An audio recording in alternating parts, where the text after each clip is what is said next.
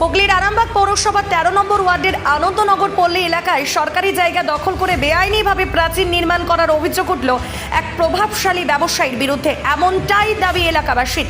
এই ঘটনায় এলাকায় ব্যাপক চাঞ্চল্য ছড়িয়ে পড়েছে। অবৈধ নির্মাণের বিরুদ্ধে সরব হয়েছেন এলাকাবাসী। বিষয়টি নিয়ে এলাকাবাসী দ্বারস্থ হয়েছেন ওয়ার্ডের কাউন্সিলরের।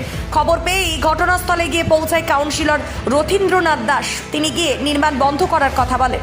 প্রশ্ন উঠছে কিভাবে সরাসরি জায়গা দখল করে প্রাচীর নির্মাণ করা হচ্ছে। এ বিষয়ে এলাকাবাসী প্রশাসনের দৃষ্টি আকর্ষণ করতে চেয়েছে বিষয়টি নিয়ে, যদিও প্রাচীর নির্মাণ নিয়ে মুখ খুলতে চায়নি ওই ব্যবসায়ী। এ প্রসঙ্গে কি জানাচ্ছেন স্থানীয়রা, তাদের মুখ থেকে বিস্তারিত শুনুন।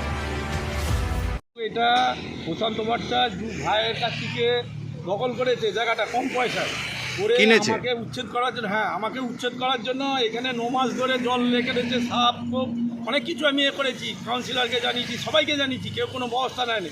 কালকে হঠাৎ করে জলটা মেরে এই রোডসের জায়গা দখল করে এই করছে, বাধা দিতে গেলে বলছে যে কনস্ট্রাকশন করছিল। কনস্ট্রাকশন করছিল। এবং আমি যখন কাউন্সিলরকে বারবার ফোন করি, কাউন্সিলর আসেনি। তারপরে অনেক কষ্টে এলেন, এনে দেখলেন কী হচ্ছে এগুলো। বলতে উনি খানিকটা করেছেন। তারপর বিরোধী পক্ষেরও একজন আসছে, তাকে দেখে ভয়েতে এটা ভেঙেছে। এখনও অর্ধেক জিনিস ভাঙেনি এবং ও যাতে আমার এটা অসুবিধা হয় তার জন্য ও আমাকে করছে, এখান থেকে উচ্ছেদের আমাকে ব্যবস্থা করছে। কে? প্রশান্ত ভট্টাচার্য বলেছে আমাকে কেউ কিছু করতে হবে না, থানাও আমাকে কিছু করতে হবে না, কোর্টও আমাকে কিছু করতে হবে না, তুই যা খুশি করবে যা বলে জোরপূর্বক এক গাদা মিস্ত্রি নিয়ে এসে সব করছে। মানে এখনো পর্যন্ত রোডসের জায়গায় কতটা আছে? এখনও 5 ফুটের মতো রয়েছে, এখনও মধ্যে রয়েছে এবং গোটাটা এখনও ভাঙেনি, অর্ধেকটা রেখেছে। ওর কাজই হচ্ছে রাতারাতি করে ওটাকে করে নেওয়া। আচ্ছা, মিউনিসিপ্যালিটির নিয়ম মেনে কি করছেন? না, মিউনিসিপ্যালিটির কোনো নিয়ম মেনে, একটা মিউনিসিপ্যালিটির যে ছাড় আছে কোনো ছাড় নেই। 30 বছর আগে আমার বাবার পাঁচিল সেই ধরে টেনে দিচ্ছে, বলছে যে আমার যেটা রয়েছে আমি সেটাই করবো, তোর বাবা থাকে তুই আটকে গিয়ে যা। এটা কত নম্বর ওয়ার্ড দাদা? এটা 13 নম্বর ওয়ার্ড, আনন্দনগর পল্লী 13 নম্বর ওয়ার্ড।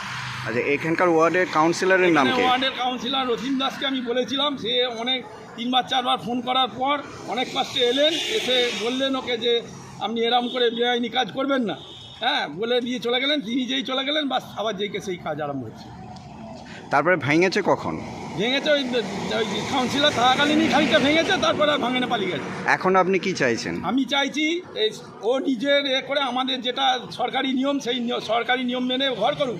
ও নিজস্ব যে সিঁড়ি ছিল সিঁড়িটা ভেঙে দিয়েছে, দিয়ে একটা বেসরকারি দখল করে একটা সিঁড়ি সেই লেভেলেও কাজ করতে চাইছে। ও নিজস্ব ঘরের সিঁড়িটাকে ভেঙে দিয়েছে, আসল যে সিঁড়িটা সেটা ভেঙে দিয়েছে। তো ঘর দেয়ালে না জানিয়ে মিস্ত্রি লাগিয়ে দিয়ে চলে গেছে, দেখুন ভাঙাভাঙি করছে। এরকম করে ও আমার ঘরটাকে দখল করবার জন্য বহু চেষ্টা করছে। আপনার নাম দাদা? আমার নাম অরুণ পাল। এবং গতকাল তখন বাজে প্রায় 3:40 এরকম নাগাদ আমাকে একজন ফোন করলো পাশাপাশি। ফোন করার পর আমি বললাম ঠিক আছে, আমি মিনিট 15 মধ্যে যাচ্ছি।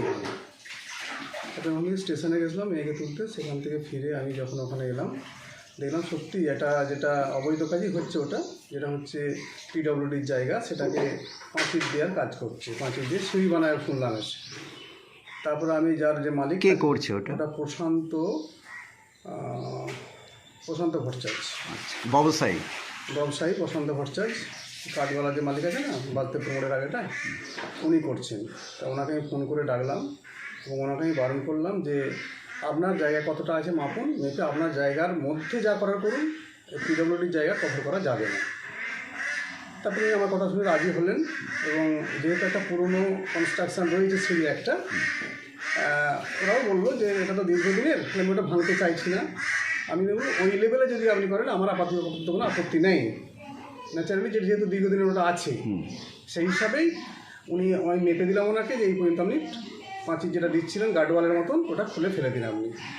আমার কথা শুনে উনি তৎক্ষণাৎ সেই মিস্ত্রিদিকে বললো তোমরা খুলে দাও এবং আমার সামনেই দাঁড়িয়ে সেগুলো আমি খুলে। কিন্তু এখনো অনেকটা আছে পিডব্লিউডি জায়গার ওপর, এখনো প্রায় আনুমানিক 5-6 ফুটের মতো আছে। হ্যাঁ, ওই যে বললাম যেহেতু একটা পুরনো কনস্ট্রাকশন ছিল। না, ওটা বাদেও না, ওটা সব লেভেলই করে দিয়ে এসেছি তো আমরা।